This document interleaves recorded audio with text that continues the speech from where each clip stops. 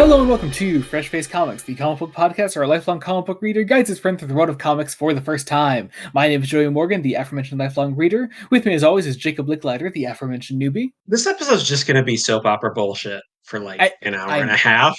Is that a bad thing? It's a thing. It's It's a a thing. It's thing. a good thing. Come on.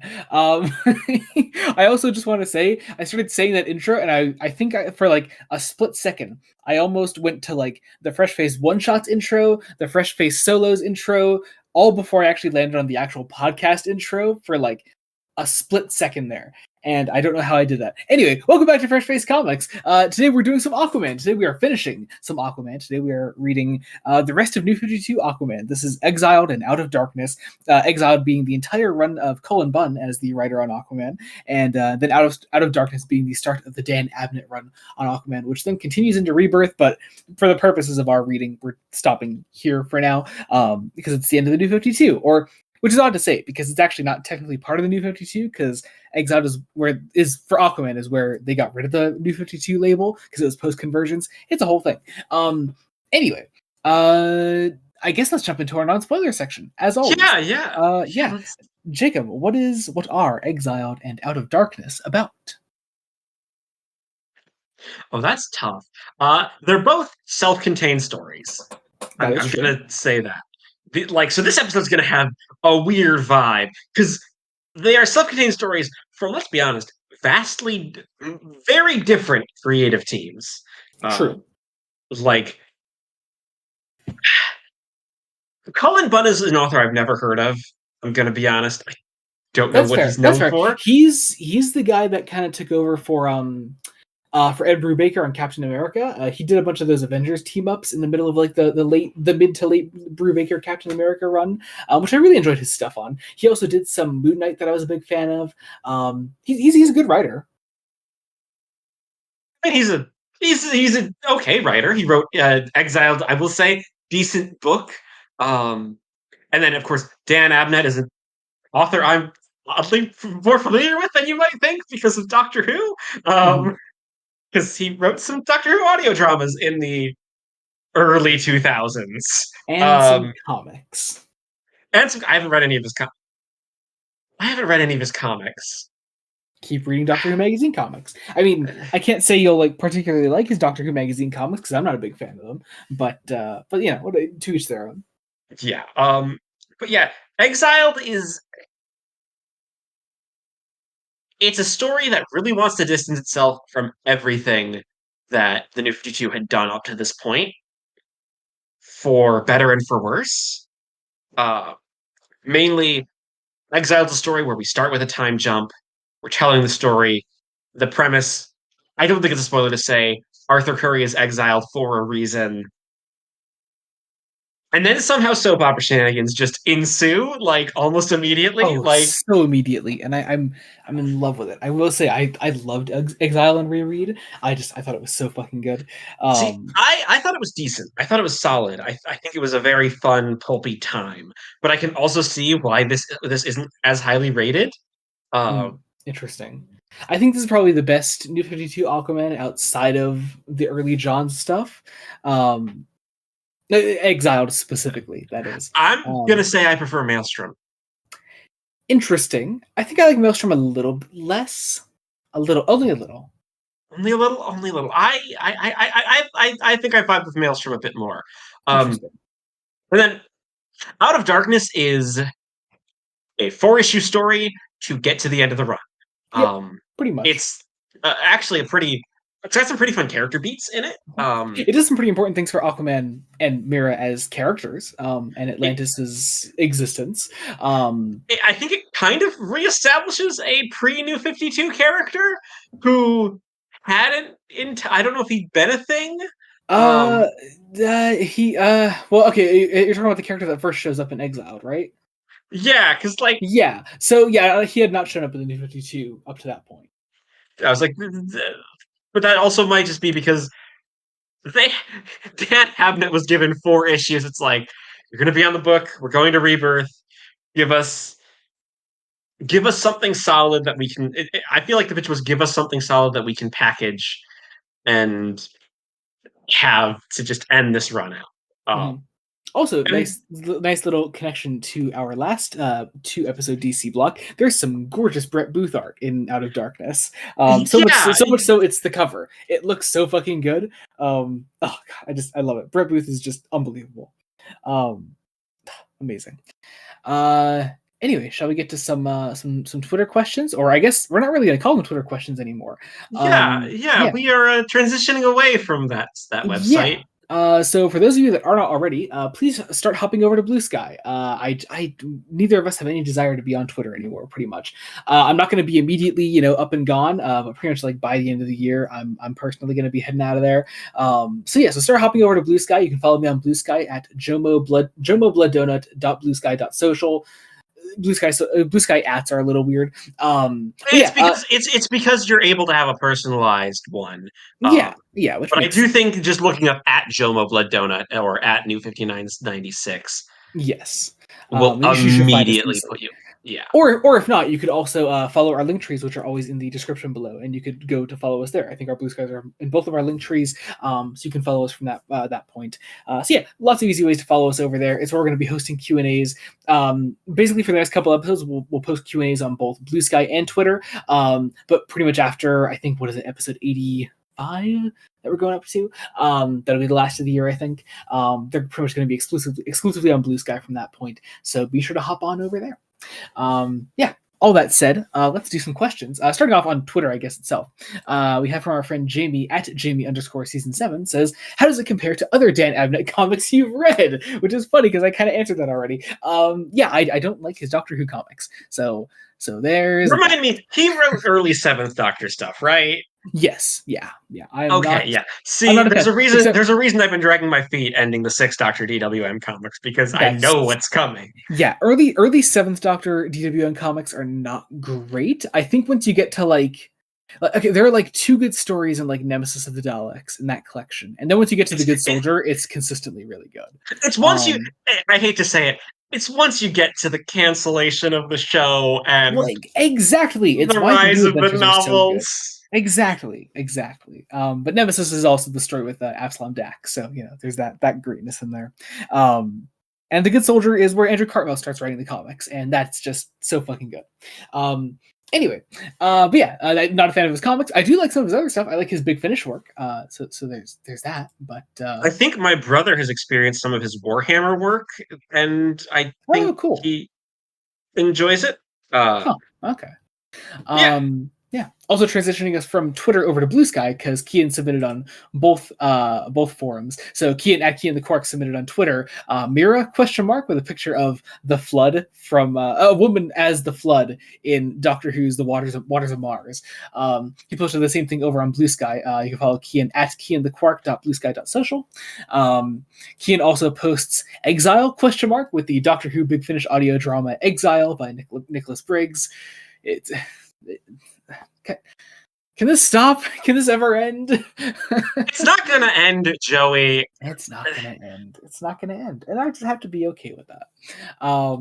Then our friend Andrew at Andrew doing art.bluesky.social says, after an entire run of Aquaman, do you feel he's better than his reputation suggests? I think that was pretty apparent from when we started Aquaman comics, even from the early Jeff Johns stuff.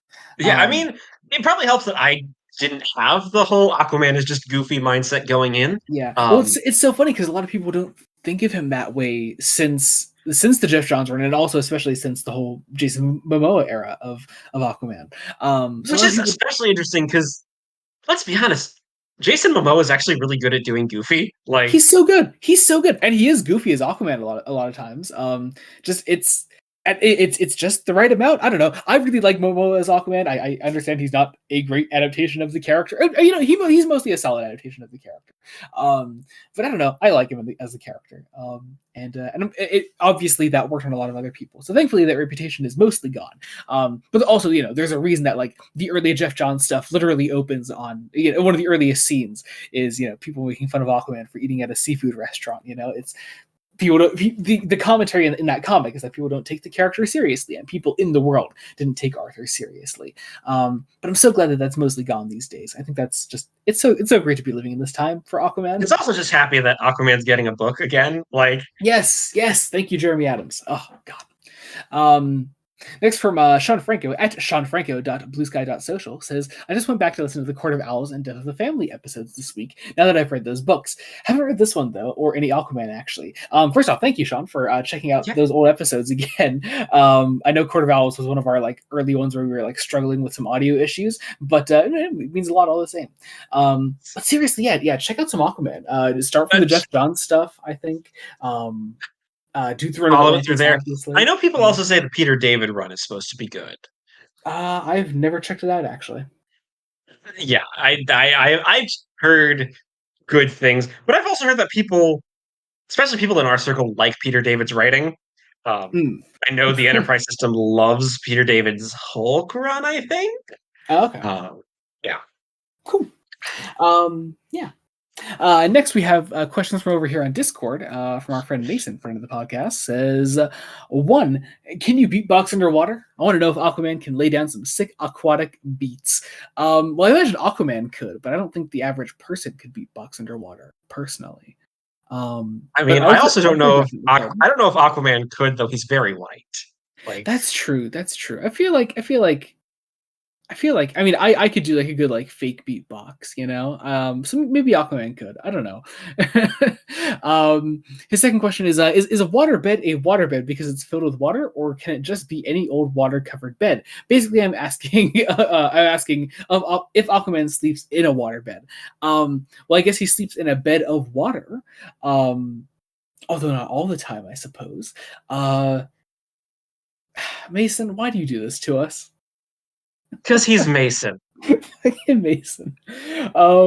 Speaking of, his third question says, hello, it's Mason. If you're reading this, please send help. They've trapped me in this recording studio, forcing them to make questions for their podcast. They don't let me go until I watch the Snyder movies. Don't let them know I said this, but just casually ask in the comments for the movie commentaries. This is my only ticket to freedom. Oh my god.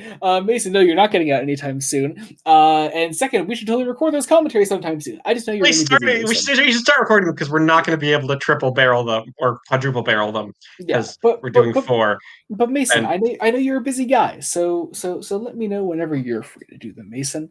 And then maybe I'll let you out. His fourth question says, Jacob, how has your opinion of Aquaman changed over the course of the podcast? liked him more than I thought I would, honestly. Again, I never thought I'd dislike him, but I didn't think I'd love him, and I'd be excited to continue more of his stories. I am excited to do Rebirth. Eventually, I'm excited to see where it goes. I am halfway tempted to pick up the releasing Aquaman book from Jeremy Adams out of Mm, curiosity because I feel like that might be a fun jumping on point. mm. Though probably not for one shots because we're doing a lot of one shots and Lots of one shots. So many one shots. But yeah. Mason's fifth question, or actually, no, sorry. Before that, I have to note, Mason said, I have a secret DLC question that genuinely may be too much. Please don't acknowledge this if it's too inappropriate for the podcast. I will absolutely acknowledge it, Mason, because we have no barrier we will not cross here on Fresh Face Comics. actually, well, hang on. We have we have lines in the sand that we will not cross. I did not agree to those, Jacob. Mason's fifth question says, so we all know that Batman cannot eat a woman out. My conclusion is as to why. Wait, my conclusion is as to why is that he is too dry. Mason will work on that. Okay, I'm guessing he's saying that it's because Bruce is too dry. Do you think it would be easier for Aquaman? Theoretically, he would be able to make a woman wet much easier, just in the nature of his power base. He also says, I'm sorry, I had the idea and I had to run with it. I mean, yeah, I guess it would definitely be easier, I suppose. But also, I mean, as Zack Snyder himself has proven, people are wrong about Batman not being able to eat someone out. So there's that. Jacob, any thoughts on this?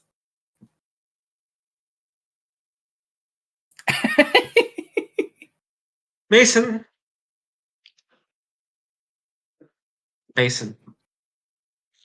Don't reprimand him. We are going to have a fun time doing the Snyder films. That's all I'm going to say. Cannot wait. Then Mason also finishes by saying, I was hoping to have more on-brand questions since I started playing Lego Batman 3 again, but the only appearance Aquaman has made so far is trying to get a woman to eat a clam, so I got nothing. That's fair. I also haven't played Lego Batman 3 in a while, and I remember really enjoying it. But also, Aquaman just barely shows up in Lego Batman 2 or 3, so I don't know. To my memory, at least. Also, it's been a while.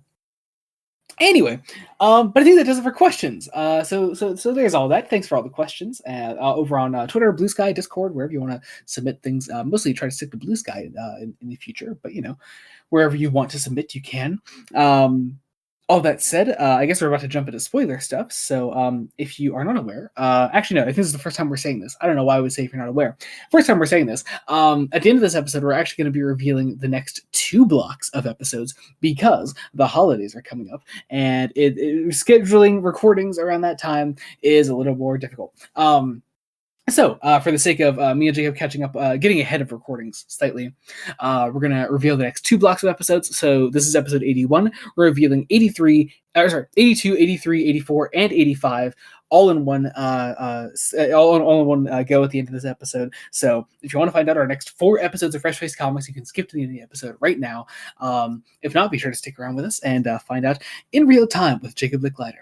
I have a guess. I have a guess for 82 and for 82 and 83, but I'm not sure about 4 and 5. Interesting. All that said, also, if you're not sticking around for spoilers, you can follow us wherever you want to follow us. Our link trees, like I said, are in the description below. You can follow us wherever you may choose. Blue Sky is where we're really kind of pushing for right now, so follow us over there. Also, subscribe to the channel, Blood Donut Studios. Any support means a lot right now. And as always, we'll also have the Amazon links to the books we covered today and the books we're covering next time on the podcast. So you can check those out through Amazon links in the description as well. And I think that about does it. So without further ado, let's jump into spoilers. Jacob, let's kick off with Exiled. That's the name of the volume. It's not like volume 7. It's not like I just said it a million times. And anyway. We start with another Convergence tie-in story. Yeah, sort of. Well, yeah, they did these sort of like sneak peek issues. Yeah, this one is DC Sneak Peek Aquaman #1. And #1. Gonna be honest, it's a teaser. This is like the pre-credit sequence. I mean, that's what all the DC sneak peek issues were. Like we read one back when we did Super Heavy. So and also when we did Flash. Zoom? It was in Zoom, yeah.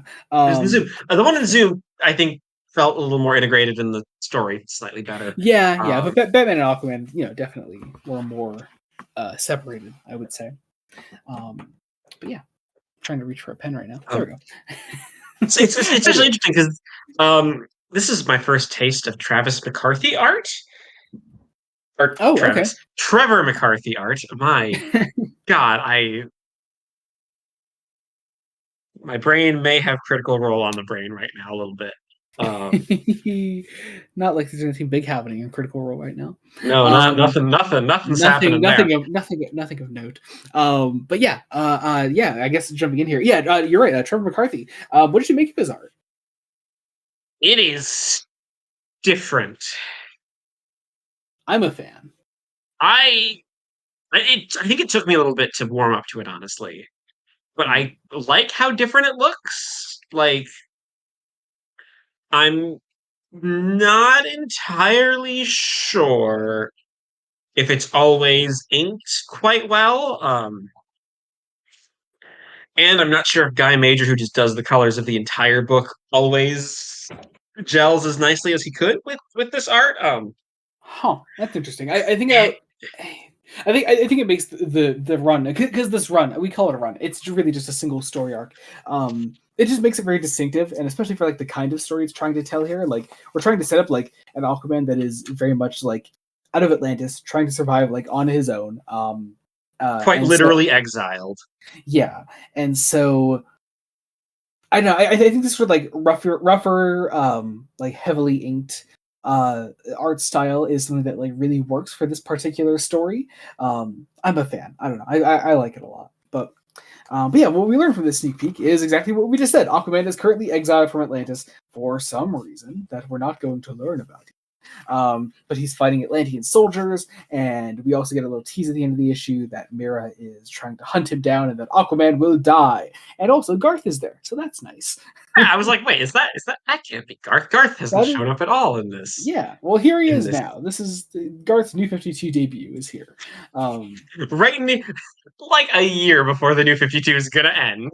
Yeah, and it's not even the New 52 at this time. It's that weird like year between conversions and rebirth, which I was always a big fan of. Everyone read the fucking Martian Manhunter run from that year. It was so fucking good. Read it.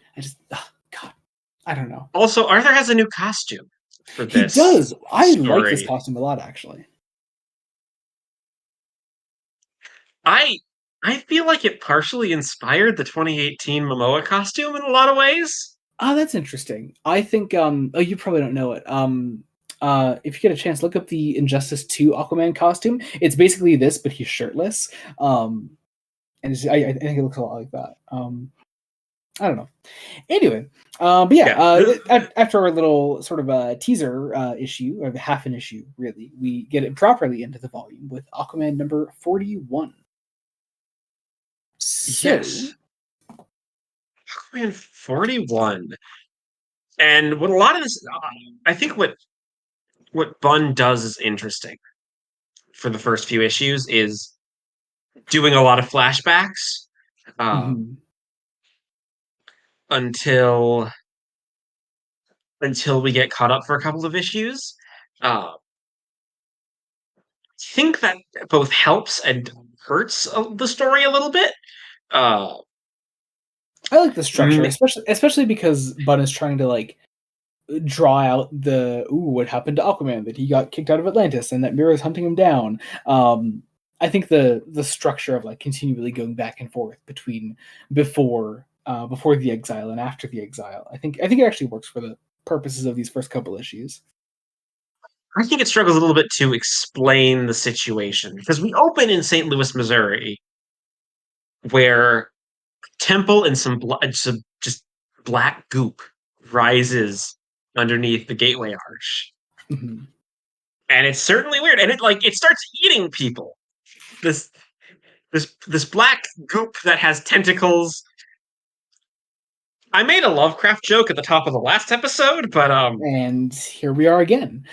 we're kind of doing some Lovecraft shit, though Yeah. not really horror oriented Lovecraft shit. Um, this just some Lovecraft shit.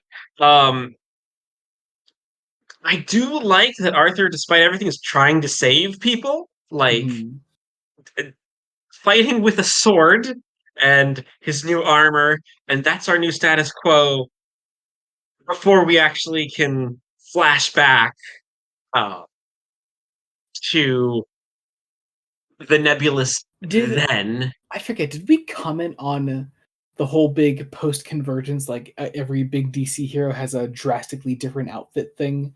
Did we comment on that back when we did Flash? I think we did. We did. Because he had like the really like the very gold outfit in Zoom. There's this one here. There's the bunny costume for Jim Gordon in Batman. Wonder Woman, we see here later on, has her heavily armored one as she shows up later in this volume. Superman was in his well, I mean, it's post New 52 Death Superman. So it's him in sort of the t-shirt Superman look here. So yeah, so I don't know. This is just part of that big wave of big DC superhero suit overhauls. That This mostly suit I don't only know. lasts these issues. Yeah, It that is happened. That happened with a lot of them. Actually, it pretty much happened with all the ones we've read so far. Because Flash only lasted for the Zoom arc, and Jim Gordon, Bunny Robot Batman didn't last more than like I don't know, 7 or 8 issues, somewhere around there. Um, so yeah, I don't know. Anyway, flashback. You're right. So yeah, we catch back up with Aquaman and Mera, and you can tell this is in the past because Aquaman is wearing a traditional Aquaman suit, and so we're investigating this sort of same looking temple with the black goo around it, underwater though instead before it like that rose there's above. stories of poisoned water. The goo seems to like attack Arthur's skin, and that's all we learn. because we got to go back to the present where we're having another action sequence, and we have some Atlantean soldiers showing up that are here to fight Arthur because he is a fallen king, and he in Atlantis children are burning his effigy, uh,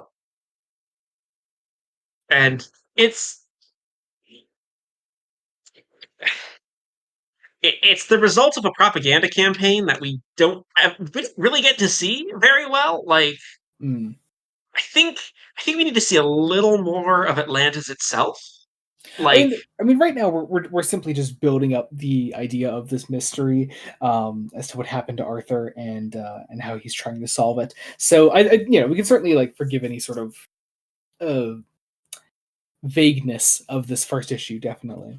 Um, but yeah, but this is of course before we get another flashback where Aquaman decides to talk to Volko, who Volko seems to like know something about the black goo, says it is corrupting Atlantis and corrupting Atlanteans. Um, so Arthur's going to it's go it's investigate a it more. disease, um, and yeah, it's it's weird. I just like how Volko is being presented as like Hannibal Lecter in this damn. He's being like strapped to this strapped to this like table thing against the wall. It's great. I don't know. I love that. But yeah, we get back in the present. Then Arthur still taking on more Atlanteans. Not much more in that in the present day there. But then we get another flashback where Mira tries to like convince Arthur to not go away from Atlantis to investigate this more because she doesn't want to look after Atlantis herself, and Aquaman like sort of like puts her in position as queen to watch over Atlantis while he's away. Um, it's a great scene. I actually really like that one. But then we Arthur sort of also now has teleporting powers. He can now teleport. Um, he teleports into the Amazon where he goes, and we see he's helping refugees.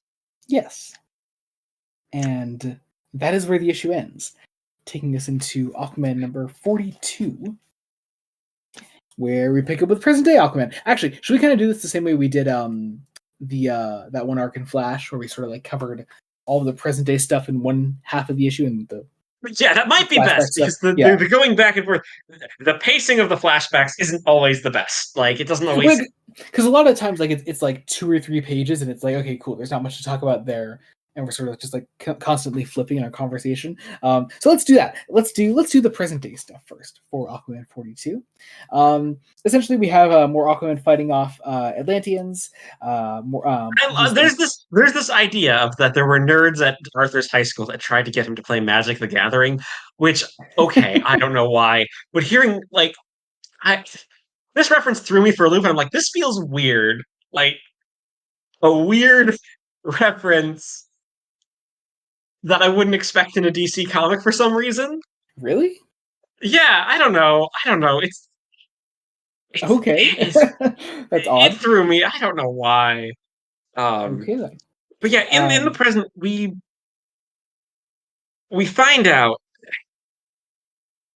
that a little bit more that these evil creatures are being summoned by the black goo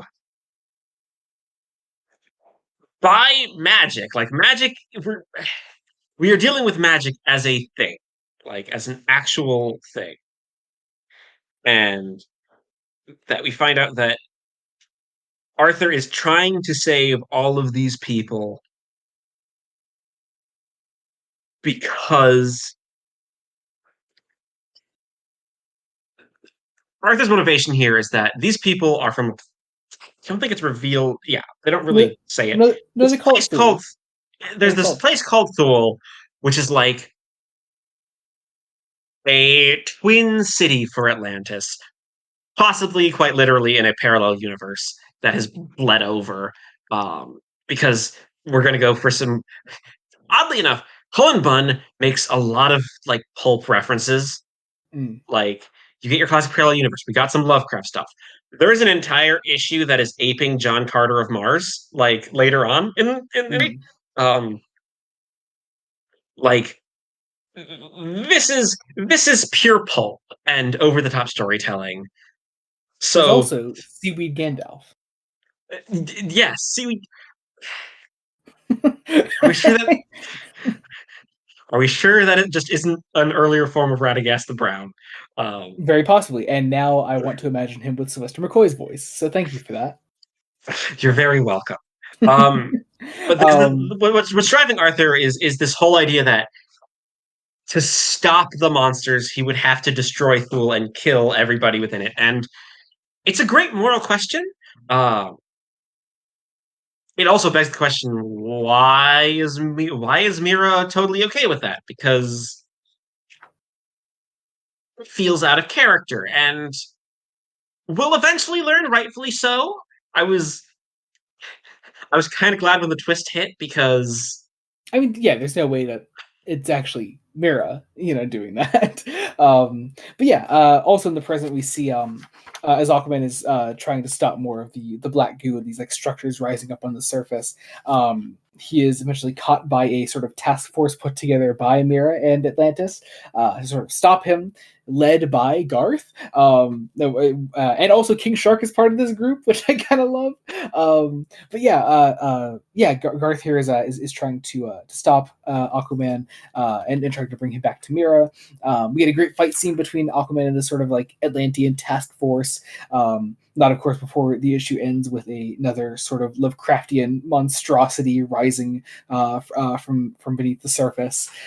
this time a thing made out of like gears and stuff. It's weird. It's Uh, cool. It looks really cool.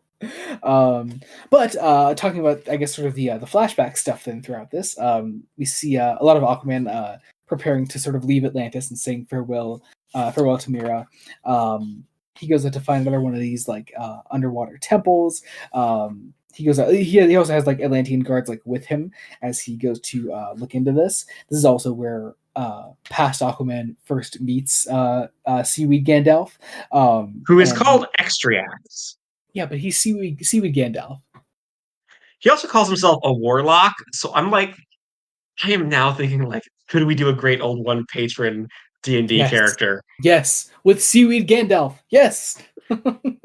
But yeah, he has the other refugees from Thule here with him, and I think that's the last we see of the flashbacks Yeah, here there in this issue. that's all the flashbacks here. It's a pretty Pretty flashback flashback light, which isn't bad. Um, because then Aquaman number 43 starts with some flashbacks. yeah, so let's talk about those first, I guess. Um, This is where we get Arthur and Mira's disagreements, shall we say? yes, Like, because as Arthur points out to her that we should help the refugees of Thule, Mir immediately turns on him and calls him a traitor and lashes out and begins fighting him, and it's really fucking weird. It's meant to be really fucking weird. That's that's kind of the whole point of the scene. I really hope you didn't think that like Cullen Bunn was actually trying to say that this is something Mira thought. I questioned it. I'm like, I noted this feels out of character, but I'm like, I'm gonna go with it.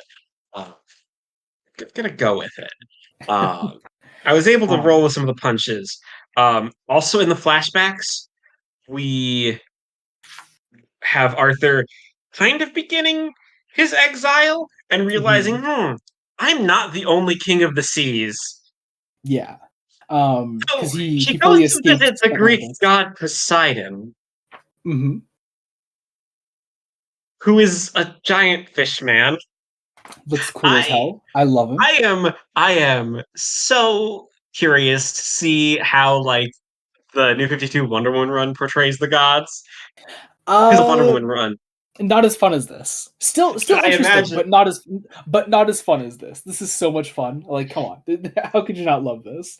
I also just it's a Poseidon small detail. I guess not a small detail. It's a big detail. But I love like the oversized speech bubbles that he speaks with. Like, it's really interesting. Um, I just think that's cool. It's a nice little touch.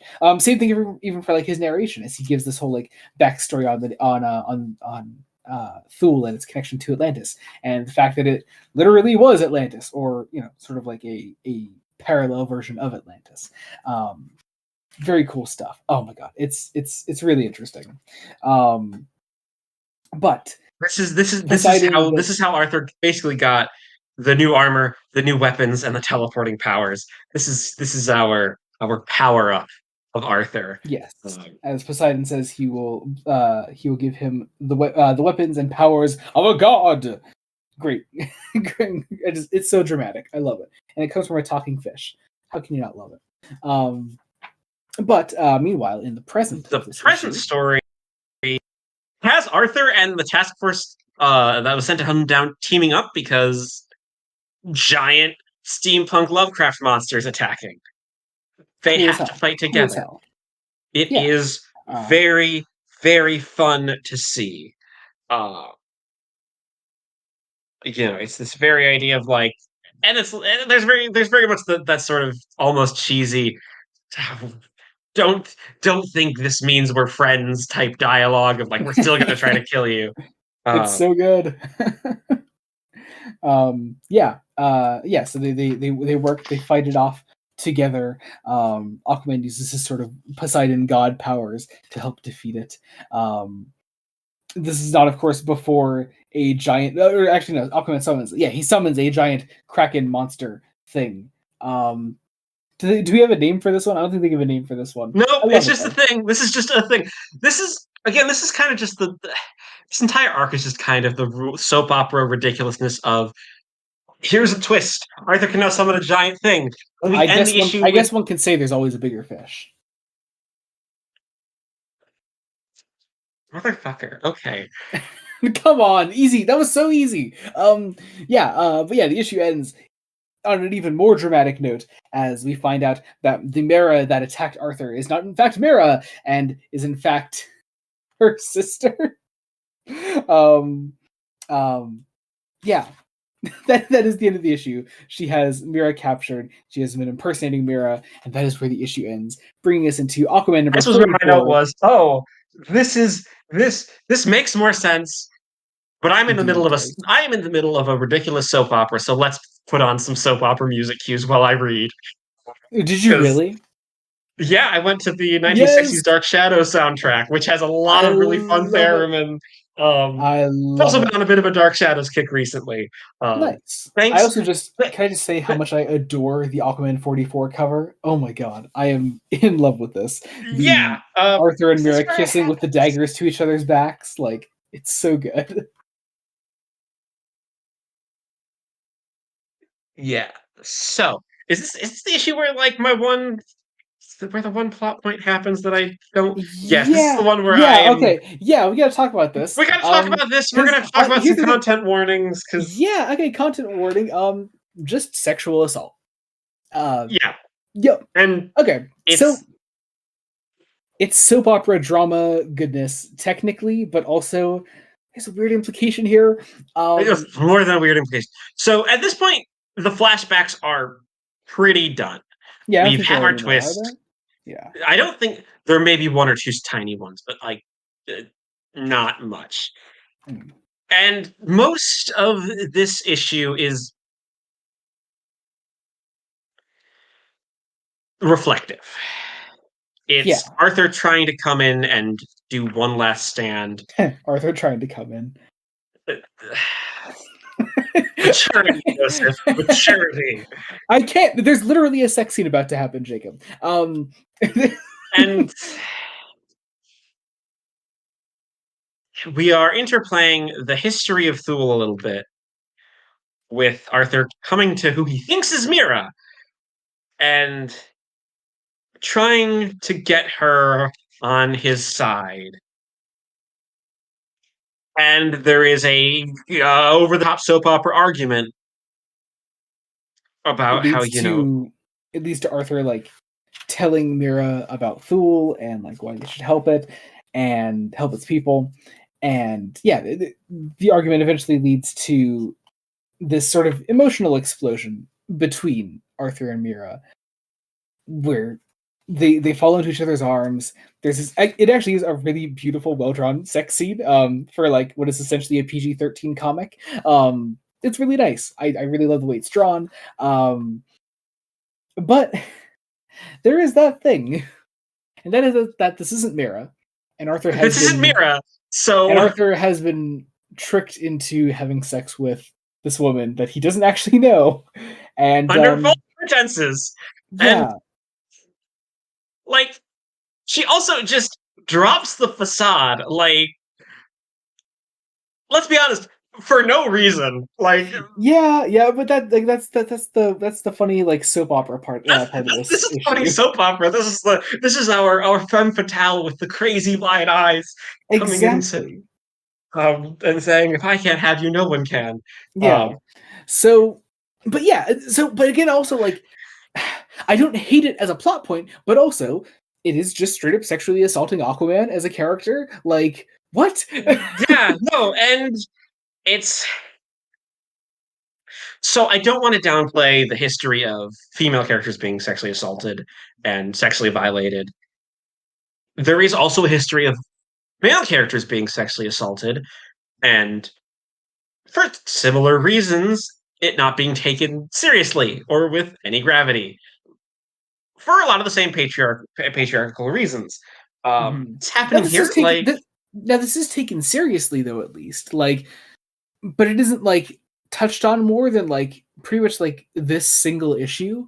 Um, like I don't know the fact that the fact that this happens like doesn't really weigh on Arthur any further than, oh, that wasn't actually Mira. Shucks, you know. Arthur's violation it doesn't manifest at all. Like it doesn't manifest that Yeah, he's just been violated, and it's like no, and you I'm not have saying, and like I also should be clear, like we're not saying that this is a plot point that can't happen. Like it's fine for the plot point to happen in the first place, especially because this is a bad character. Like this is outright a villain. But also, I think the situation requires a bit more gravity than the story gives it. Um, it cannot just be thrown away because Arthur's then motivation is finding the love of his life, which yeah, perfectly fine. Don't I'm glad we eventually get some stuff with Mira where she isn't entirely damsel. mhm. Because I was a little worried, like, is she just gonna be off page for a lot of it? Kind of wish we had a little more of Mira getting a subplot of escaping and saving herself, but I mean, a lot of that is because like they wanted to save the twist.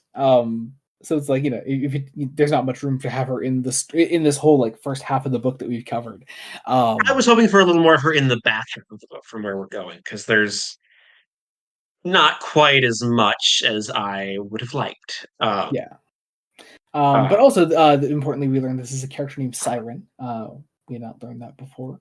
Um, and yeah, I don't know. It's again, I don't mind the plot point happening in the first place.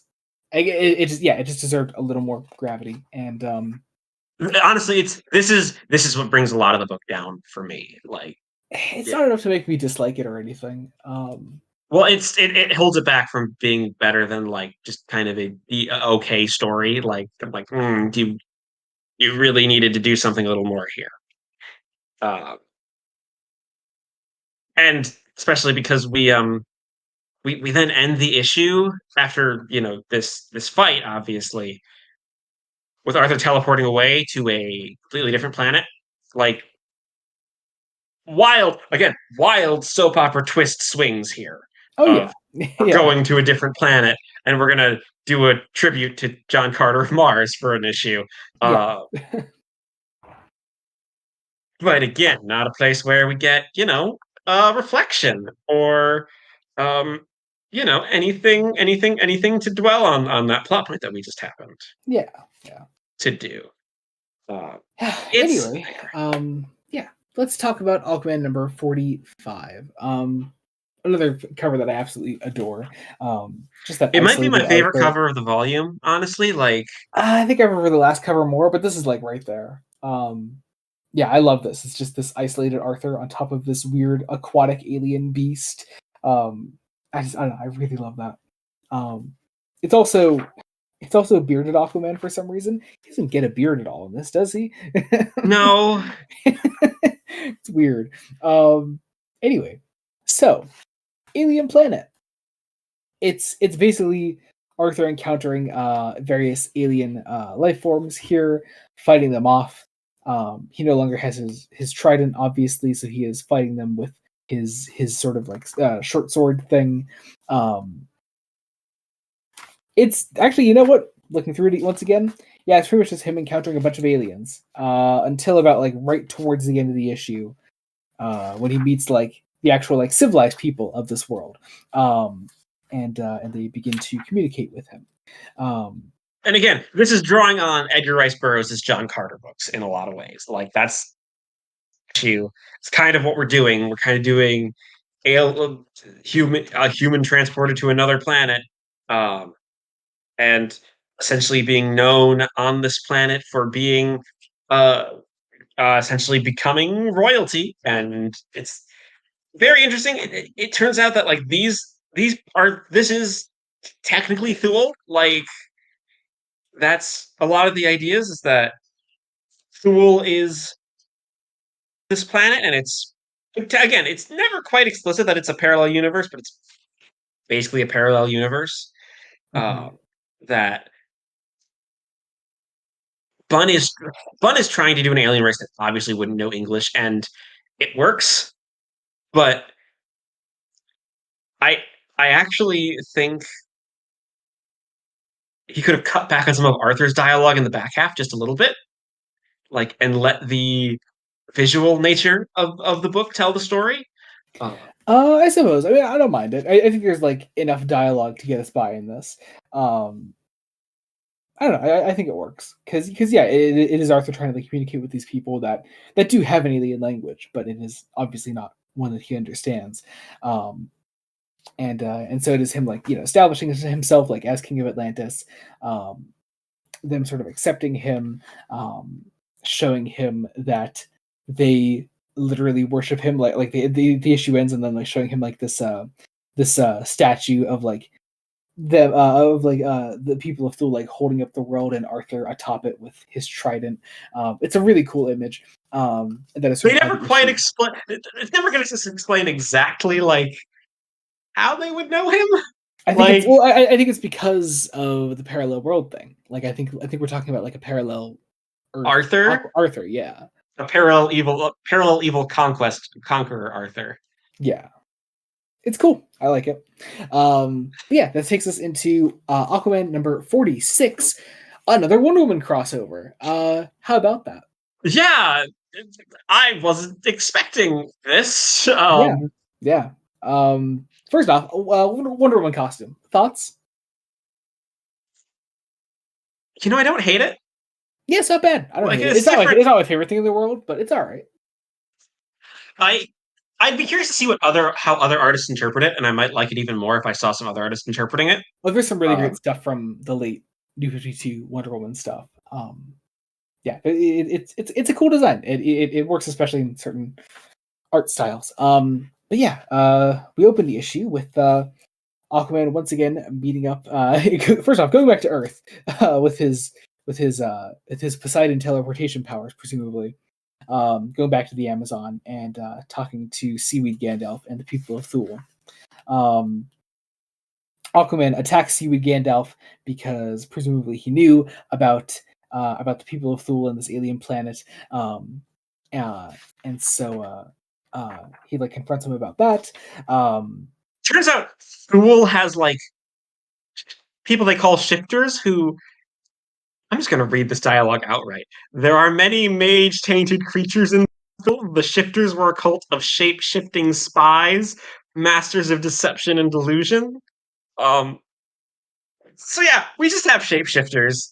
Hell yeah! Um, I mean that makes sense for what Siren is. I mean, yes. Uh, but yeah, a lot of this is uh, Arthur reflecting on can I make this sacrifice and kill all these people to potentially save myself? And then Diana finds him, just like, I don't know, it's like basically to tell him, get the fuck up off your ass, you idiot, and just you're gonna do the right thing. I think this Because works I know especially well coming off of Throne of Atlantis and her appearance in the Jeff Parker stuff.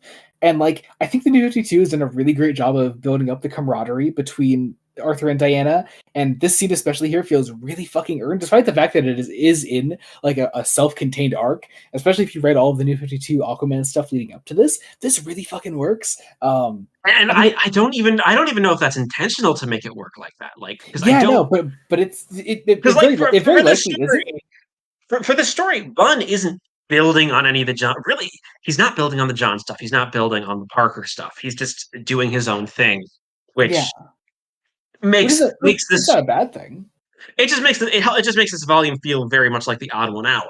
Um, Especially because uh, Abnett's going to try to circumvent this volume and Try to do a little restore bit of some sort of building. status quo. Yeah. Well, not even just that, Um, but just trying to build on some of build on the ideas that he laid down that were laid down by other authors that could easily be built upon in 4 issues and built up. Because there's a way this book ends where Abnett doesn't pick up one little plot point that I don't mind. I don't entirely mind being dropped, but it's a whole thing. We'll get to it when we get to it. Uh, uh, yeah, so Diana basically comes around and picks Arthur up off his feet and says, "Hey, all of these the black goo and all this horribleness is spreading across the entire world, and it's everyone's problem now. Why did you not tell us about this beforehand?" And Arthur was like, "Nope, I thought I could deal with this on my own. Clearly, I cannot." So we get this great sort of page of like showing the goo sort of like spreading across various like cities and different places in the DC universe. Um, Including the fucking moon, like, Love it. has Love seeing it reached on the the moon. moon. Yep. Uh, But as Diana and Arthur move on, they are eventually attacked then by the Atlantean task force led by Garth here. Actually, no, is Garth not in this scene? Actually, is he just like magically not here in this one? he's not here in this one. Okay. Anyway, Uh, King Shark is here, so that's cool. But yeah, they are attacked by them. We get this great sort of fight scene between all of them, and Arthur and Diana work together to stop them. And the issue ends sort of showing once again the black goo sort of rising out across the world, rising up across the world, and attacking Amnesty Bay in particular. And that is sort of where the issue ends, taking us into Aquaman number 47, which, hey, let's expand on our crossover happening right here. let's make this a Justice League crossover. It's a fucking Uh, Justice League crossover. First off, with a cover by Jesus Marino, which I really, really love. Just I don't know, it looks really fucking good. Yeah, let's a full on Justice League issue. Why the hell not? So we have the Black Goose sort of rising everywhere. I keep wanting to call it the Black Mold, which is just fucking Twitter brain rotting I me was from gonna the say, inside out. is this story taking place in J.K. Rowling's Scottish castle? I would love that. The Justice League would fight J.K. Rowling. But yeah, so basically we have the Justice League teaming up here to take on the Black Goo. Also, this is I guess technically your first Superman. It's your first appearance of the Superman that came over from the pre-Flashpoint universe into the post-Flashpoint universe. The father of John Kent here. So there's that. Why does he look like that though? Like So that's he was wearing a different costume because he did not want to take the place of the Superman that died in the New 52. He did not want to try to be him. He wanted to sort of be his own Superman, and basically so Clark was having a midlife crisis. Good, got it. yeah, a little bit. And this is all, and it basically took until the Tomasi and Gleason run to make this Superman like full on Superman again. So, but yeah, but here he is. He's still fighting alongside the Justice League, a Justice League that doesn't trust him because he's not their Clark, which is it makes for a really cool dynamic actually when you read some of their larger league stories. But all that aside, yeah, they're fighting the Black Goo. Is all I'm trying to say. I don't know. I really like the way Colin Bunn writes the league's dynamic here, especially with that Bruce interacts with Arthur here, because the league is all kind of judging Arthur. They're all just like, "Hey, you could have come to us about this. This is clearly not something you can handle on your own." I really like that. It's cool. Um, Arthur resolves that he's going to try to sever the connection between the worlds while also saving everybody because he's going to be a big dumb hero, which Aquaman should be a big dumb hero. Um, Yeah, uh, and it's basically we're gonna move things forward, and I'm gonna make my move now. The the Atlantean task force, mainly Tula and Garth, have been watching Arthur talk about this decision with the Justice League, and it's like, oh, hmm, something seems wrong here. They're finally catching on that something seems a little bit wrong. maybe Arthur isn't suddenly a traitor. Yeah. Uh, we have Arthur then going down to fight the Atlanteans, while the Justice League is fighting the goo up top. Also, Batman's riding a dragon. Just wanted to point that out. I think he's trying to fight a dragon. He's muzzled a dragon. But he's on top of it. He's basically riding it. He's sandworming. Cool. It doesn't make it any less cool. Come on. I'm surprised we haven't had more Dune references with the shit that Bun has been referencing this entire That's story. that's true. That's true. We should make more. Well, I mean, also this is kind of like reverse Dune because it's all underwater. um, God damn it. Anyway, but yeah, Arthur is fighting the Atlanteans underwater. We get him fighting some more of these like horrors that the goo is sort of bringing out. We have Siren taunting Mira, Mira trying to escape from her chains, and the issue does actually end with her fighting off some of these goons of sirens and sort of taking them out and breaking free from her chains, and the issue sort of ending there. With a grateful page of her breaking out. I really love that. It's kind of a shame that it this is the penultimate. That was the penultimate issue. Like she didn't escape Yeah. sooner. Yeah, it's all right. Anyway, we finished this volume then on Aquaman number 48 with our first Brett Booth cover of New 52 Aquaman, and god damn, it's so good. And also, it's a full group shot of Aquaman, Mira, and Garth, and I love that. Look at them all together. It's so good. Um, Amazing.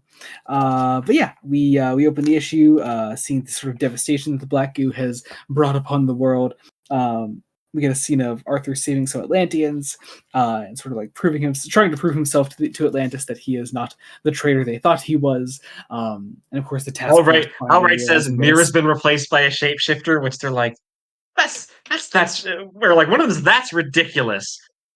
As soon as someone says that's ridiculous, who would show up? But two Miras. It's like, oh well, it's not really ridiculous. It's true. It's like yes, um, and Arthur and Mira do get a very fun reunion. Mhm. It's very sweet. It's drawn very nicely. Love the full page Um, of them embracing each other. Just gorgeous stuff. Um, I don't know. I don't know. I love when you can tell a comic book writer is just in love with a comic book couple being in love. This is the same feeling I get reading like Joshua Williamson write Clark and Lois. Like it's so nice. But yeah, they are reunited. They work together with the Atlantean task force to fight off more of these horrors and sirens, monsters, and other followers. That is the bulk of the rest of the issue. it's we're gonna use Poseidon's magic, and we're gonna close the gateway to Thule. We may die. We don't. Mira and Arthur have to work together again. The big problem being that Mira only showed up, like needed to be in a little bit more of the story before this point, I think, to fully work. Um, and it ends with just it working. Yeah, It works. it works. It's fine. It's nothing wrong with a simple ending. There is Um, there is a I do hate that the last line of the story is what am I going to do with all these refugees?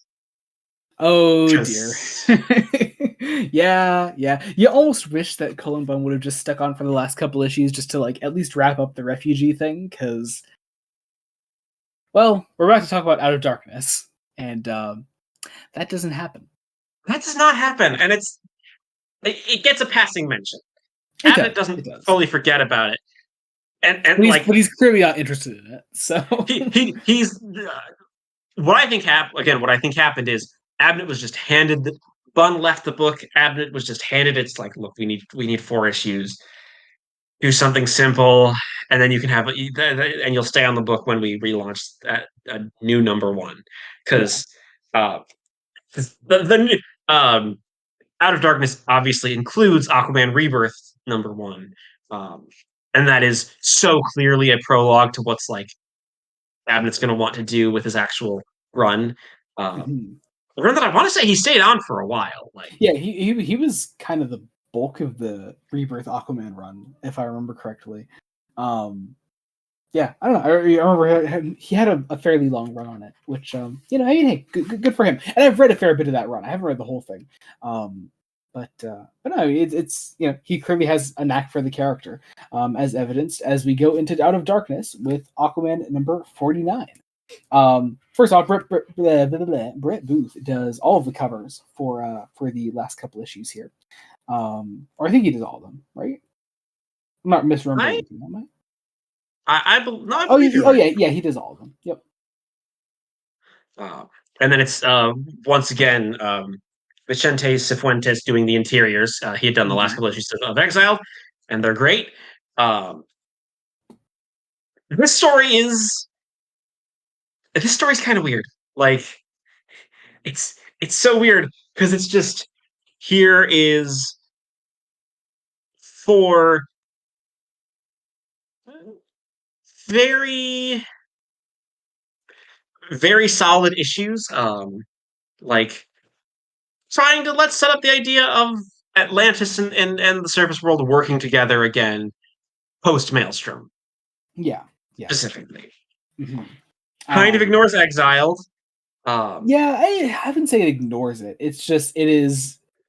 I think it's viewing Exiled as like the low point in Arthur's life, and Out of Darkness sort of being the story that sort of like gets him back up on his feet and puts him and Mara in like good standing with the world again.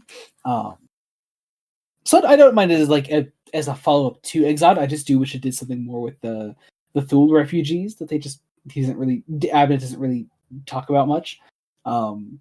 But whatever. Um, I do like where the story opens though. We have Arthur listening to like an old sea shanty. it's an old novelty song Yeah, that, that that his mother liked, that his father used to play. Um, and and it's going to be this running gag that getting stuck in Mira's head throughout the story that I think is genuinely funny. it I is, and you can I tell love like the Arthur's like kind of embarrassed by it, and Mira's like, "No, it's cute." um, honestly I most of this first issue is character work. Like it is really fun character work between first Arthur and Mira, like being in love, getting a visit from Erica.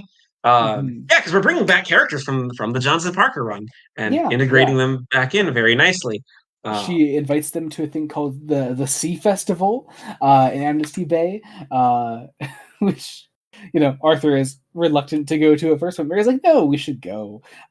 There's this fun idea. I love the way that Abnett actually characterizes Mira throughout this volume as someone that just like has a sort of like playful relationship with Arthur rather than like loyal to him. I think it's fun. I enjoy this. Sort of like eggs him on to like go to Sea Festival, and it's and cute. they're gonna bring some friends, Yeah, and then we get this really it's this light fluffy character interactions followed by some criminal in Albuquerque. is handed a cup of water after being caught by the police, and from this And cup of then water so you comes know that you know the dinner scene in Beetlejuice. yes, that happens. The hand comes out of the cup of water, and next thing you know, the guy is gone, and the police can't find And is him. pretty explicitly dead. Yes, Um, um, and then we're gonna come back to Sea Festival, where Arthur and Mary are here. They have brought Garth and Tula to this, which is insane. I love that. Garth and Tula have a ton of fun here as characters. I love the way Abnett writes their character interactions. Um, but also we're also playing a lot of these scenes alongside other people being attacked in a similar way to the guy at the police station. We see a guy like painting a front porch, and there's some water nearby, and so these hands leap out and kill this guy. And again, we're cutting between like that and going back and forth between that and like Sea Festival. Various people are like getting killed. Tula tries to feed cotton candy to a dog. Yes, it is hilarious. I love It's it. very fun. It's very fun. Um, a guy gets killed by these hands attacking him on the fish tank. Yes, There's at a pet shop. the pet uh, shop. There's classic carnival games. Uh, there's Arthur and Mira putting their heads in one of those like boards that you stick your heads in, and they're a sailor and a mermaid, and it's fucking hilarious. I love that. um, we get Arthur and Mira walking together. this great proposition of Mira trying to be of Arthur wanting Mira to be the one to take care of the cooperation between humanity and Atlantis. Mhm. Uh, like with Arthur as like this metaphorical lighthouse guiding people in and guarding, which is Yeah, really nice. yeah. Um, Also, Tula is now wearing a shirt that says "I'm hooked on Amnesty Bay Sea Festival," and I think that's really funny. Um, we also get a classic like Nightmare on Elm Street bathtub kill with a hand coming out of the bathtub after this woman that is bathing there and kills her. Um, uh, and then our issue ends with Arthur back in the lighthouse or near the lighthouse, where he lives with Mira, and Mira coming out dressed in what can only be described as her own version of an Aquaman costume. It's orange yeah, and 'cause it's like green and this is what we call marketing is the yes. line, which is And she comes out it's singing the novelty song, and it's I don't know. I love this characterization of Mara. Just this one that like kind of like continually pushes Arthur's buttons. It's cute. in a very fun way of like Yeah, it doesn't get like you don't get the sense that it's like antagonistic. It's they're legitimately having fun as people. Um, so I like that. It's nice. it But is that brings us into Aquaman number 50 with another Brett Booth cover that is so fucking good. It takes up the trade cover. Um, and interiors by Brett Booth. yes, interiors by Brett Booth as well, which is lovely to see. He takes over interiors. I think it's just for this one issue, right? I think it's yeah, I'm fairly certain it's just this issue. Yeah. Uh, because yeah, I think this is a double length issue. This issue Yeah, felt oh, a yeah, little yeah, yeah, longer. yeah, yeah. 50's a long boy. Yeah, this is also where we start to meet some supporting cast that Abbott's going to start playing around with. We meet two FBI agents, Reagan Irving and Arnie Ajar. Um, they are Who going are to be they're going to be important. They're investigating the deaths. yes, they're going to be investigating these poolside deaths, various water related deaths. I do love this. See, these characters are kind of comedic.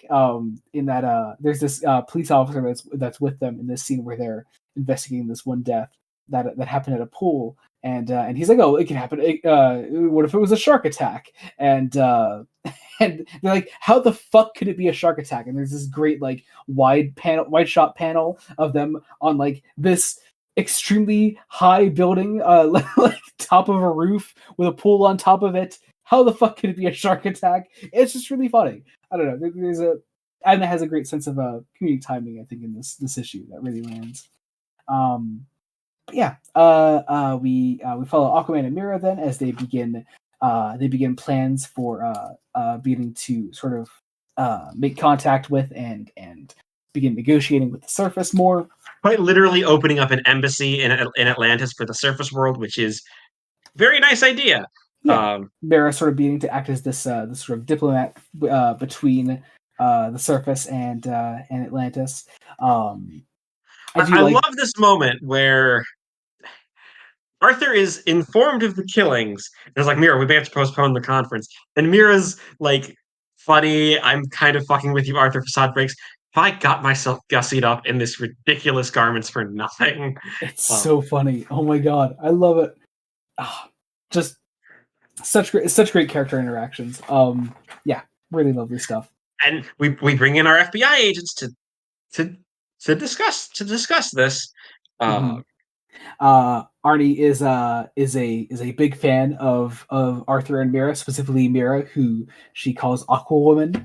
Um, I love that. She kind of like fangirls over them. But then Arnie and Arnie and Irving get into like these sort of like underwater diving suits, and begin to investigate underwater with Arthur and Mira. Um, they take Arthur to the pool where they were investigating the one murder where the guy was killed. And Arthur is And we looking into that. discover that there's a trace of something in the water.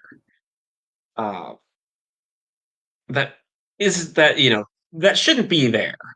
Uh, Yeah, that somehow moved through water somehow, and before we can really get anywhere, giant fucking sea serpent monster. giant sea serpent monster, red and scaly and cool as hell, attacks And Arthur. Brett Booth flexing his action chops. Brett fucking Booth, man. Oh my god. He's so good. Just amazing. Amazing art. Yeah, we get an extended action sequence here, but hey, it's a double length issue, so we can take the We also time get for a it. nice little cutaway back to the embassy where Mira gets to make the decision of let's not deploy the troops, let's actually wait. Mhm. Uh, Meanwhile, Arthur's trying to understand this creature while it just takes the piss out of him. Like it's a lot. It will not. Mm. It won't run away. It'll keep attacking. And Arthur, the only thing Arthur can get from it mentally is that it's hungry. Uh, uh, the FBI agents try to shoot it. It somehow teleports Arthur through the water into this black void, which is just a Oh, chilling it's three-page sequence. oh yeah. Chilling That image. is great. Um The yeah. idea is that this thing is going to be called Dead Water. Um, Yes. Great like name for a villain. I really love that. that leached into the soul of a man. And Arthur eventually comes out of it carrying the body of this guy. mhm. And we bring him to the FBI agents. We also catch up with Mira at this time later on in the night as she goes to address people at the embassy.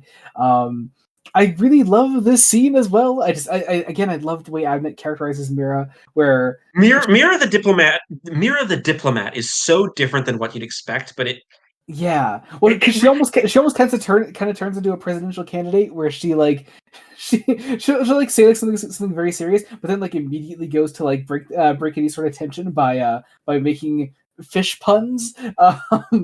Where like there's this great exchange where one of the reporters asks, "What are you wearing, ma'am?" Atlantean royal chainmail, forged by Hathamos in the 3rd century AD. What are you wearing? Donna Karan?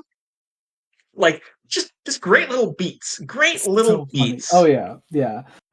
It's so funny. Oh my god, And it's then we get the final page. Kind of weird that Abnett ends both the first two issues not like on a cliffhanger, but on like just fun character beats. yeah, something Um, that like not like a he's not like I mean maybe he should be trying this more, but he's not desperately trying to like hook someone back in with like a big set piece to like be like, hey, you should see what this is about next issue. Like he's just kind of getting trying to get people to love the characters he's writing, which I really appreciate that approach. It's really like really like the good. like the beat here is Arthur is in love with Mira and blushes. Yeah. Um, Oh, and it's so we're gonna good. quote uh the Miranda speech from I think it's Miranda's speech from the Tempest. I know it's Mm. from the Tempest. I'm pretty sure it's Miranda who gets the line of uh how many goodly creatures are there here? Oh, beauteous mankind is a brave new world that has such people in it. So good. Oh, just amazing. Which Taking us feel ending with that quote also feels like a 50 is supposed to be a landmark issue, but it's like a great way for Abnett to like make it still feel like a landmark issue, even though like he obviously it's couldn't because clearly he part of a larger story, yeah. well it's part of our story, and he just got on this book last issue. Yeah, Like exactly. But he's already making such a God, I was about to say it, not even realize what I was doing. For lack of a better phrase, he's making such a great, such a great. He's making a splash with this one. Like he really is just like making waves, I guess, with this. He's really like showing that like he really is passionate about telling stories with these characters. And I really love that for him. So bring us into Aquaman number 51. We open on the FBI doing some tests on the guy that Arthur brought from underwater after as he was fighting Deadwater. Um, the guy and that they're presumably drying this is guy Deadwater. out and not allowing him to have water, which is torture, Yeah, kind. yeah. But also the guy's powers are if he has water around him, that's when he turns into the monster. So there's that. And then we Um, find out he freely admits he was a guy working undersea salvage as a diver, or mhm. as the driver of a submarine. Uh, so it's like, okay, what is this guy's deal? Um, and he is just terrified when he finds out that he is responsible for killing 13 people. Yeah, people that he was close to when he was working on this deep sea experiment, and so they are getting sort of an idea of like who Deadwater is sort of like going after and who he might go after next, and I like that it's Mira who makes the connection between the people. yeah, Um, yeah, that's cool. But yeah, and we get a scene where like Arthur and Mira like confer with our FBI agents, and Mira is the one that sort of like talks to the guy that is Deadwater. I can't think of his name right now. Uh, I don't know. Anyway, she asked him about the people that he was close to. That's where we sort of learn about that. Um, turns but out that he worked for a man named Peter Mortimer, who is the scavenger. So Arthur's going to go and fight the scavenger, try to yeah, figure out what caused this. Uh, and then we get this great fucking scene where the FBI and Mira are watching over this guy, and as he's so horrified of like what he has done and what he has become, he begins crying, and so the tear that he produces is able to unleash dead water, and Mira has to like fight him off alone. And as that happens, Arthur is sort of is being attacked by Scavenger, and sort of like we get this sort of like great dual cliffhanger for both Arthur and Mira, leading us wonderfully into the last main issue of this collection, which is Aquaman number 52. Great final Brett Booth cover for this one. And let's jump right into it where we left off. Aquaman fighting the Scavenger, which is the bulk of the issue here, or the bulk of his part of the issue. Mira fighting where he's trying to Deadwater get is super information about fun. Deadwater, aka Jonah Payne, uh, and Mira is trying to fight Jonah and is Often able to sees her. dehydrate him. Like Mhm. it's really nice. Like it's yeah, this is something. This is what Mira is known for. This is what she's uniquely suited for. It it doesn't last too long because it doesn't. It, yeah, but you can't get him back in a sealed compartment. Like it takes literally like two panels for him to get exposed to water again and become dead water. Yeah. Uh, and Well, escape it's into something the so like vents. it's something so like horrifying that and also just really cool about a character like that. Like, how hard would it be to keep water away from someone completely like that? Like, I don't know. It raises some really interesting logistical questions of like how that character would work realistically. Because like, sure, you can deprive him of water, but also yeah, like tears are naturally produced water in a person. Like, could you also just use the water that is naturally inside the human body? Like, are you actually depriving him of it if he just always has it on him? Technically, really, really cool. I really love that. It just I don't know, just a great idea for a character. I'm in love with it. More Arthur fighting the scavenger. Then Arthur eventually gets the answers that he wants. That there was uh, this pocket of water with weird properties uh, that Payne stole because he needed to survive because he was a loner. Um, and he then disappeared. Uh, and it doesn't take long before Payne shows up to try to kill Scavenger, and spill more blood.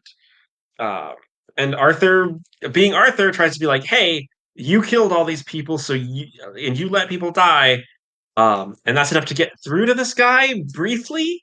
Um, and it's kind of a shame that because then Arthur has to put him down basically because he can't control it. yeah, oh yeah, yeah, just ugh, really sad stuff. It's a great ending for the character, even for a character that is only here for a few issues.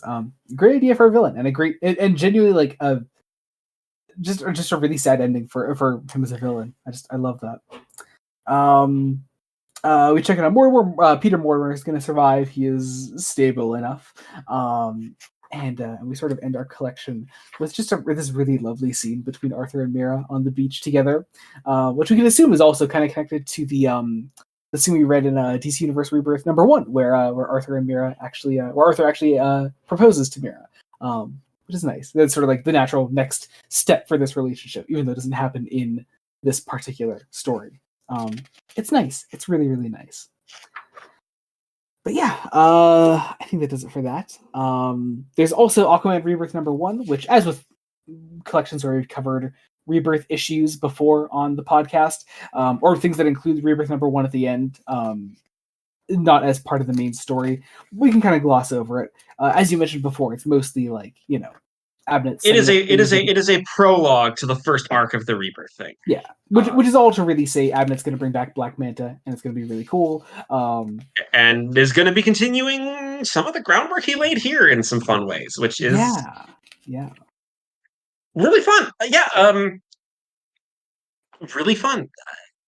I'm I'm I'm kind of glad I vibed with Abnett's writing here.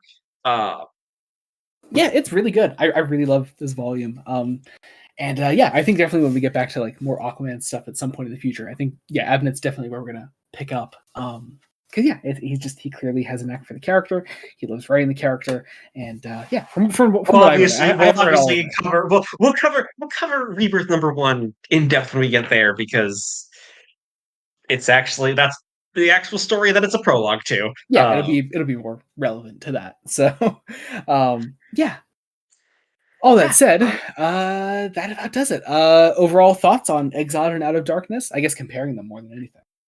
I mean, comparing them's hard because they're very different stories, like Very different stories. from very different creative teams and doing very different vibes. Yeah. Um, Again, with Exiled, I can see where some people will not vibe with it, because there are things I didn't like, especially with that big plot point in the middle and sidelining Mira for way too long. But I think it's some people also, I think, hate this book, and I actually disagree. I think it's decent enough. Like, Yeah, uh, I don't know. I can never. For me, I can never really see myself disliking it, but I can uh, understand someone being more apprehensive to it. and I think Out of Darkness is just a solid 6 out of 10. Pretty good story, carried by character interactions, hampered a little bit by the fact that it has to be in the format of 4 issues to end out a volume, like a Yeah, publishing volume, yeah, before totally. Abnett can really get into what he wants to get into. And you can kind of Mhm. see that by the end of Abnett really wanting to jump forward and make his mark on the book. But he knows that people are way more likely to pick up Aquaman #1 than Aquaman 49. Exactly. But that's to say, of course, Out of Darkness stands perfectly well on its own. And yeah, it's just a great story. So all that It's said, also one that would be impossible. That would probably be like really impossible to cover as its own episode of Fresh Face Comics. I'm like, yeah, because it's just I think we spent about maybe half an hour talking about it as a volume. It's not that it's insubstantial because clearly there was stuff to talk about, but it's also just really short, and I definitely wouldn't want to do it on its own. So I'm glad I sort of paired these up with the way I did, and also it rounds out our New 52 Aquaman reading very nicely. yes, So yeah, end we of have read that. 3 complete New 52 runs, like the full fucking 1 to 52, Batman, Flash, and Aquaman, which is really fucking cool. I'm really happy with that. Happy with that. So that's so cool. Check out our episodes on all of those. We've done all of Scott Snyder, Greg Capullo, Batman. We've done Francis Manapul, Brian Bucalato, and Van Jensen, and what's his name? Rob Robert Venditti Van. on Flash, and we've done all of Jeff Johns, Jeff Parker, Cullen Bunn, and Dan Abnett on Aquaman. We've had a fantastic time with all of those, and I look forward to going forward with all of those. We've also done obviously some Rebirth Beyond with like Batman, and I'm sure we'll do Rebirth when we get to like more Flash and Aquaman going forward. But yeah, it's really cool. I like what we've done. It satisfies me scheduling the podcast to have actually finished up a lot of things. We So have we have done we had opened a lot of things. It's just like yes, I'm so happy, so happy. close some of these. Close some of Yeah. these. Oh yeah. Um, All that said, Jacob, Shall Yeah, we? yeah. Shall we? Let's do this. So we're So reviewing 4 episodes of Fresh Face Comics right now because once again, if you don't remember, yeah, we've got the holidays coming up, so we want to get some things recorded in advance. So, Jacob, let's get some predictions in. yeah, let's get some predictions. Okay. I will say you didn't give me any hints. I did not. Fuck Yeah. you. So what? I said fuck you. No, I didn't give you any hints. Fuck you didn't you. give me hints. But I was looking at like things we hadn't covered for a while, and there is one book that I've been itching to go back to. Um, and I feel like it's a book where we could easily do 2 episodes of a single volume each. Are we doing New Teen Titans next again? Are you gonna like do both of your guesses at once, or is that like your only guess? That is my only guess because I'm like, Oh, you have like nothing else? I've got nothing else. You gave me nothing to work on. That's wait. So you have no idea like what like that's the only thing that came to mind. Either that, or maybe we're going back to Vertigo. Wow. Okay. Well, you'll be happy to know you're right on one count. Yeah, definitely. We're going to do some New Teen Titans next time. We're going to do volumes Next 4 time, and 5 yes. for episodes 82 and 83. That's going to be fucking awesome. So excited to get back to those. Yeah, gonna be a great time. I've been reading through volume 4. I have 2 issues left in it, and it is just oh god. Volume 4 and 5. There's a giant like fucking Dalek's Master Plan size space opera in the middle of it all. It's so fucking weird. I love it. Because Oh god, do you have no idea? I have been, Yeah. it has been over a year since we've done New Teen Titans, Here's and the I have thing. been itching. We're coming up on some big, like, famous Marv Wolfman, George Perez Titans creations. We've got Brother Blood, we've got Blackfire, we've got I was gonna say I know Blackfire's in the next arc. I've seen the cover. we've got Terra coming up, and we've got Vigilante coming up. A lot of really cool, big, significant characters for the run. Yeah, it's very exciting. So, how about the following block, Jacob? Anything at all? Can I take your tone as a hint? I don't know. Can you? Fuck it. You know what? I'll throw the dartboard out. Batgirl by Gail Simone. Oh, that's always the guess. I love It's it. That's not gonna always the be guess. that. Yeah, actually, here I'll say this. I think our Titans block works really well in a weird way for me, at least, with the block that comes after. Like something that in my head makes a lot of sense.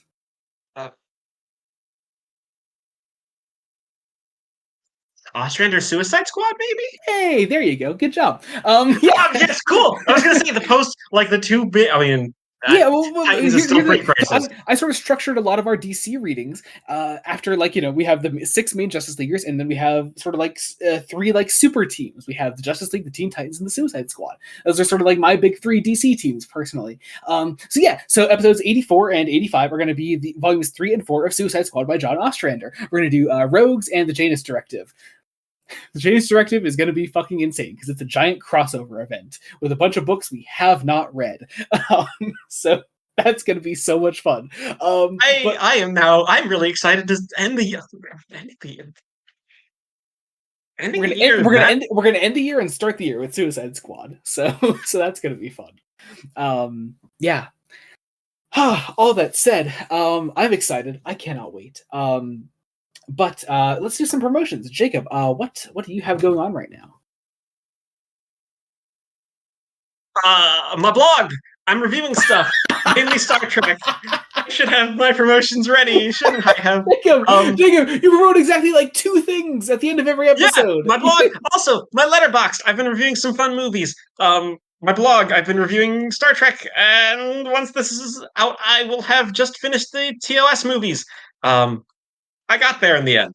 You got there in the end. Congratulations. Yeah, same for me because this is coming up after, right after our reviews release of Star Trek VI: The Undiscovered Country. So my video on that's out, and also if you join our Patreon, you can watch me and my brother watch and give our thoughts on the first 2 episodes of Star Trek: Next Generation, Encounter at Farpoint.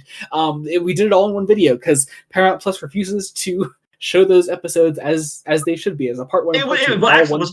It was produced somehow simultaneously as a movie and I know, but it's fucking stupid. Anyway, so it's all in one video. You can check that out there. I'm so excited to get into TNG stuff. It's gonna be fucking awesome. So great. Check all that out. Also on the channel, we do R2BD. R2BD either has an episode that came out recently this past week or is coming up this week. It's one or the other. We're recording this a little bit earlier than we usually do, so I'm not quite sure. So check that out if that's out, or check it out when it comes out.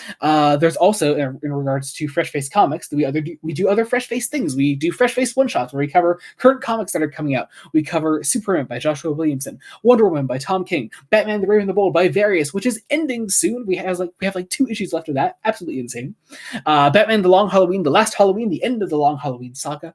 We also cover the Uncanny X-Men by Gail Simone, and I personally, on Fresh Face Solos, cover X-Men by Jed McKay. Those 2 books are doing a crossover soon, so X-Men by Jed McKay is going to become a Fresh Face one-shots for like 2 issues, as we do, what is it called? Attack on Greymalkin, or something on Greymalkin. Or Assault on Greymalkin. Assault on Greymalkin, that's what it is. So check out that. Then we got a big crossover event coming up across, what is it, December and January, I think it is. So check all that out. And I think that does it. As always, link trees are in the description below, as well as Amazon links to the books we covered this time and next time on the podcast. Subscribe to the channel. Be sure to leave a rating and subscribe. A comment on Spotify, because you can comment on Spotify. You can do that. Wherever you're listening to us, show any support at all, because any support that you give is greatly appreciated. Thank you all so much for listening. Until next time, this has been Joey Morgan. And Jacob Licklider. Goodbye. Bye.